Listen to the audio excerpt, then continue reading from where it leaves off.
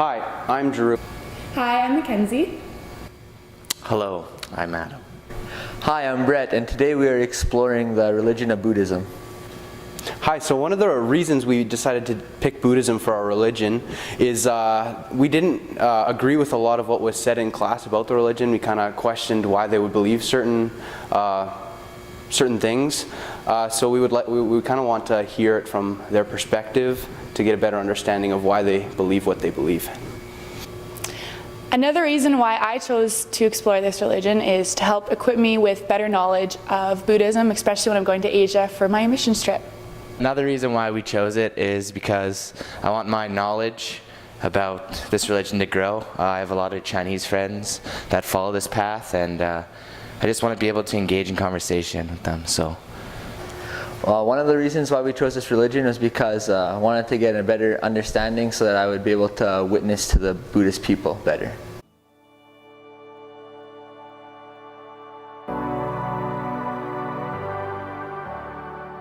So one of the topics we're going to be covering in this video is the concept of God. Buddhism is non-theistic. It says in the textbook on page 41, so that means they don't believe in a person creator. So we're just going to discover that more and just really dive into what it means not to have a creator God in the path. So the next concept we're going to be talking about is the scriptures that they use. Buddhists have many different scriptures. They use poems and narratives to detail the teachings of Buddha. And we really want to talk with them about this because we don't really understand which scriptures they use for the majority of their doctrine and the majority of their teaching. So we want to get a good idea of which scriptures they use. So that's what we're going to be talking about with them. So the next topic we will be discussing is Buddhist coping with life.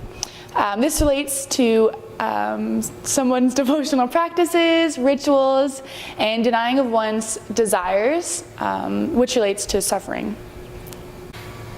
So the next topic we'll be discussing is the Buddhist view on the afterlife, and their goal is to escape the cycle of reincarnation and suffering.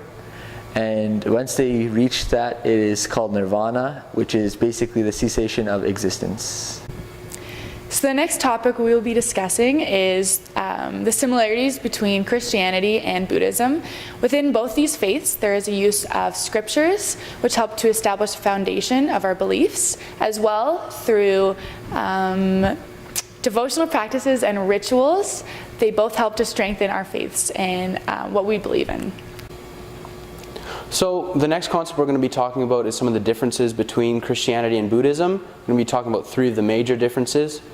The first one is the fact that they don't believe in God, and we do believe in a God. We believe that God is all-powerful. We believe that He created us, and we believe that He sent His Son to die on the cross for us to pay for our sins. The second difference is the fact that we believe that our salvation is 100% from Christ and what He did on the cross. We don't believe we can earn salvation. Whereas the Buddhist believes that nirvana is attained through the denial of oneself, the actions that one performs in this life, and just the denial of the world in general. So they believe that they can attain nirvana. We believe that our salvation is given to us by God. The third concept we're going to be talking about is suffering. Buddhists believe that you can deny suffering and you can escape suffering in this life, whereas Christians believe that suffering is a part of this life, and the Bible actually says in 2 Timothy that as Christians we will suffer, and it's good to suffer because Christ suffered.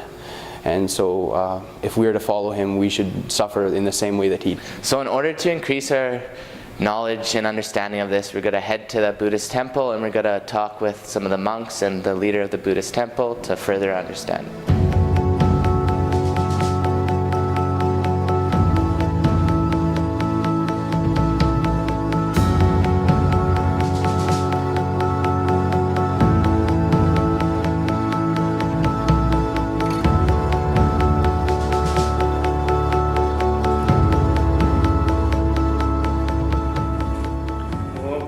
So now, my name is Kusho Lobsang Damche, and I born in Tibet. and I grew up in India. I study my rest of time. I study in the monastery, Buddhist monastery, Tibetan Buddhist monastery. I study. What I study just only Buddhism. No English, no any other science, mathematics, all this I didn't study at all. Yeah. I studied just Buddhism, philosophy, meditation, and how to train our own mind. I studied that. So then I left India 1999 and went to United States Yeah.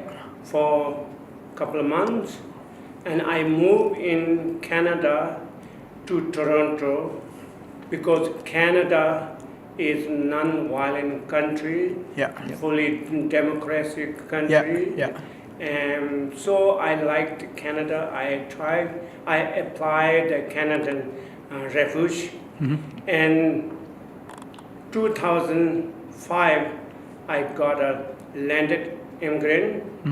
And 2007, I got a Canadian citizen. Oh, wow. That's awesome. Yeah, so then 2000, I came here in Edmonton as a request of this group, Yeah. as a teacher to teach the how to meditate and how to develop the inner quality. Okay. Yeah, so that's why 2000 I came here. Since then, now this is the 17 years I've been in Wow, that's awesome. Edmonton, Wow. speaking the broken language, and guiding the meditation. Yeah. So this is my short biography. Wow. Wow. Perfect. What do you believe about God? Buddhism, we don't believe the God. Buddhism, we believe our own mind. Our own mind is the God.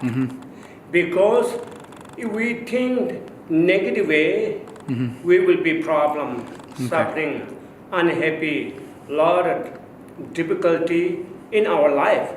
We don't think the properly. If we think positive and create positive action, speech, positive language, then that bring us happiness, Wow. peace, harmony, respect, successful family. So this our mind is the God. Okay. We don't believe there is somebody creator. Okay. Right? Okay. Yeah. That's awesome. So what text we study? Oh, we call in this specific in this group, we study the called Lam Rim. Lam Rim mean, can you translate it? Graduate of path to enlightenment. Okay. From the beginning, our ordinary mind to until fully enlightened mind. This we have orderly, step by step. We have orderly. First, we study the small scope, how to be a good person in this life. To right speaking, right thinking, right action from our body, speech, mind put together and to be a good person. Good person. That is called the small scope. In the medium scope, we study what is the nature of the cycle existing. Cycle existing. Cycle existing is full of the suffering problem. Like what it means suffering. We have a problem of the birth, baby time, so many suffering. When we born, and then how many difficulty to a baby or whatever, we get sick, we have a difficulty, food, clothes, shelter, all this rest of life, all a problem. They're not pure, happy, not there, everything problem. So this is the how to deal with the problem, how to face the problem. And then after this face the problem, then what the next? To be free from the cycle existing, how to get away from the complete, from the problem. And then not only that gray scope, then gray scope, how to be helpful for all living beings in this world. is in this universal. How to be helpful.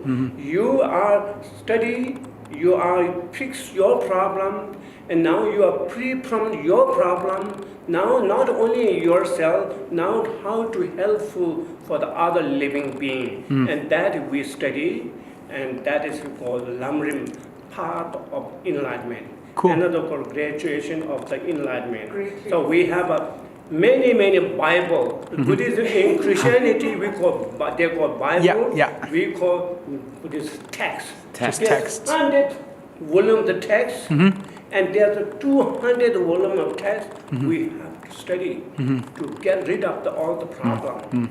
But we don't. Oh God, help me. There no, I don't have a power. You help me. We don't do that. We this mind With your mind. develop and then free from problem. Oh, okay. So That I we study. have another question on the Yes. regards to text. Do you memorize these texts? Oh yeah, when I was a young monk, I joined the monastery when I was 12, 13 years old. Awesome. Baby young boy. Yeah. And then teacher taught us, because we the young kid, we don't understand the meaning. Yeah. We don't understand the meaning. But teacher taught us, we have a sharp, young kid, we have a sharp-minded. So we memorize many texts we memorize. Then the little bit getting 20, 30, then I need to know why. I need to know why I need to study. What the text is saying that I didn't get it. Then we follow the teacher, explain by page, explain. And then now I have already memorized. Now I'm learning inside text what is it explaining. Oh, that's so I awesome. want to learn all this meaning which I already memorized. So we memorize. Then once we memorize, then contemplate yourself. Oh, this text saying that, my teacher saying that, the text is explaining that, what makes sense to me, what I should change my own attitude. So these contemplating, thinking, analyzing, examining what text, whatever in text, I'm contemplating myself. Yeah, that's awesome. That is called Yeah. Okay. How does your faith help you cope with life here on earth? How studying, practicing the Buddhism help us deal with life? Oh, that is very important. That's what I'm teaching here. The Buddhism is to shaping the mind, polishing the mind, cultivating the mind. To whatever you study, we need to use in a day-to-day. So first, you need to be, as I say, you need to be a good person, thinking, speaking, action. Once you know that, you need to know how to live with peaceful in this world. If you know how to live in the peaceful, we have a problem, anger rise, how to face the anger. We have a problem with the jealousy, ego, pride, selfish. This problem arises within in the mind, how to face. And that makes me happiness. When I get angry, I want to fight, I want to say swearing word, I want to do something, doesn't bring out happiness. It causes a family problem, our community problem. So when you get angry, right away, analyze yourself. I have an angry problem, what should do? I don't want to cause other problem. I don't want to cause problem myself. How to reduce my anger? So we have a technique, we have a teaching, we have a method. We apply, anger go. That's awesome. Thank you. So how does your faith help you find meaning in life?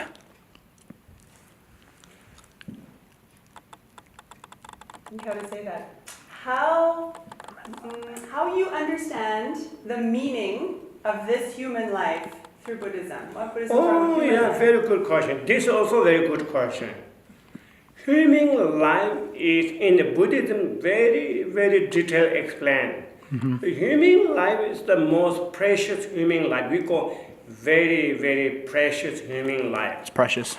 Precious. Yeah. Because human beings can develop any good quality. First, beginning from the looking after yourself. You did a good job, you're a kind person, gentle person, honest person, transparent person, very, very nice, humble, and respect person. That who create human mind. Cat and dog, they don't have clue that. And hungry ghosts, they don't have clue that. God, they don't have that. Only human being. I need to be good person. I need to take care of myself. I need to take care of my family. I need to take care of my community, my society. I need to take care of this universal. So human can think this way. So that's why human is the best life out of the six realm. So human is the best life. Perfect. That's awesome. But if human did something wrong, like a Bin Laden, Bin Laden. Bin Laden. Yeah. Or the German, what it was? Hitler. And that they are human beings, but their mind is always negative, hurting other, destroying other, and that is not good. Not human good. Being, right? Eve happens when you die. Does your body disappear, or and your spirit? What happens to the physical body and your mind? Yeah, that's good question. Very good question. That's the main things Buddhism. Buddhism main things we don't believe one life. We believe beginningless. We believe countless life future. So that's why the body is just temporary. Okay. Mind is permanent, always reborn and again reborn and reborn. Mind is carry on. So that's why body is temporary. It 90, 100 years use this body, and the body will be somebody cremate, right? But mind never die. Mind what did? Whatever you did during the alive time, did you get angry? Did you get say bad things? Did you kill or bad action? If you have that, then you have a negative causes. You're not going to be good life because during the alive time you very bad attitude, speaking bad, action bad, thinking bad. You're not going to be happy life for the future. So we believe the future life. There is a future life. So we have to be this life, right speaking, right thinking, right action, because I want a future life, I want a good life. So that's why body is temporary, mind is permanent. That we believe it. Okay, that's awesome. So is there a way to not continue to keep on getting rebirth? Is there a way to escape the cycle of rebirth? How we stop the rebirth? No, how to stop the rebirth. Or is it just a continual process that just keeps on happening over and over and over? The mind is continually, can't stop. Rebirth, either there's in their diagram, that is how we call cycle existence. According to your action, according to your speech, according to your mind, we will rebirth any of the six realms. Okay. If you have a good life, good positive, during your life did positive, you will be upper realm, human, God, more higher. If you bad, killing, stealing, all these things, then we believe there's a suffering ram. Okay, Animal, that makes sense. And hungry goose and health being. This we believe. So they never can stop. According your action, we call in the Indian language, Sanskrit language, karma. And English language, cause and effect. Right? That is we believe. So that can stop. That's why we want to be better life. We want to reborn better life. We don't want to reborn in the suffering realm. So bird cannot stop. Bird is naturally can stop. So how about, we did a little bit of research about nirvana. What would you believe about nirvana? Nirvana, we believe that. Nirvana is peace, land of the peace. Peace. No birth, no aging, no sickness, no death, permanent life. That is stop to rebirth. When you reborn in a nirvana and stop to reborn, you are permanent. Your mind is permanent happiness. Once you in the cycle existing, no choice. Reborn, die, and reborn, die, and reborn, die, and according to our cause and effect. When nirvana means out of the cycle existing, out of the cycle, you are free from the cycle existing, then you are reborn, already stopped. And you achieve Always that, peaceful. and you achieve that by meditating and studying Yeah. the scriptures and living a good life, right? Yeah. Oh, that's awesome. Well, are you afraid to die? Like, are you afraid to be reborn again? If I doing some negative things, I'm afraid. If I'm doing positive things, I'm not afraid. So, like, personally, right now, you wouldn't be afraid to die because you've lived a good life? You Kusho, yourself, he asking personally, are you afraid to die or are you confident? I watch 24-hour mind. I watch my mind. So when I'm today I did something wrong, or I did something still like slightly I lied something, some reason I did a lie. Oh no, I feel scared. Yeah. Or today no, I did honest. I did a good job. I'm good. Then I'm not afraid.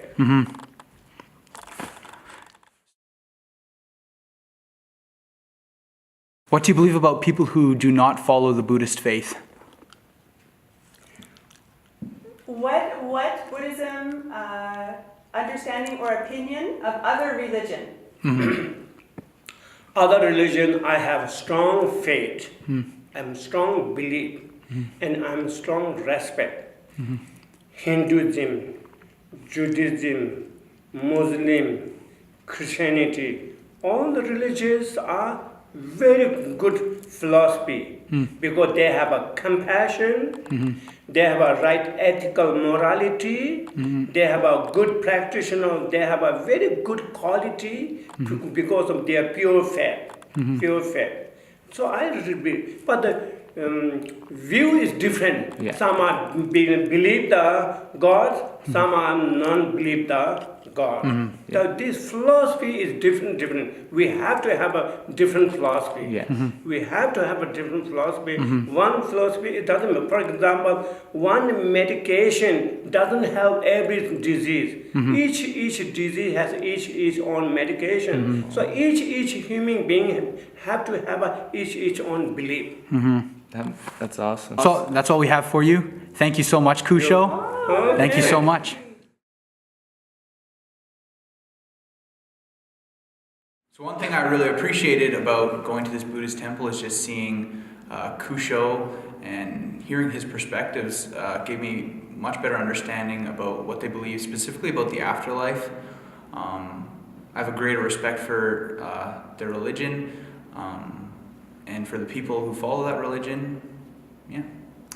And I gained basically just a new perspective about the culture behind the religion. Just watching and the video and just being involved and seeing just how high they regard their morals and just how they treat people really just create a greater sense of understanding the religion. And I'm hoping that'll help me with going to Asia and talking to people and really just communicating that. For me, it was just the whole video. I just loved it. I loved the whole interview. Kusho is such a good man. Just his knowledge is what blew me away, how he had all these scriptures memorized, how he devoted his life. It really makes me want to strive to be like that in my faith so that I can be like him, except Christian, not Buddhist. It was really cool seeing the comparison between what the book said and how how he saw his faith, and yeah, it was a really good experience. We hope you enjoyed the video. Ciao! Wow, that actually was like really good.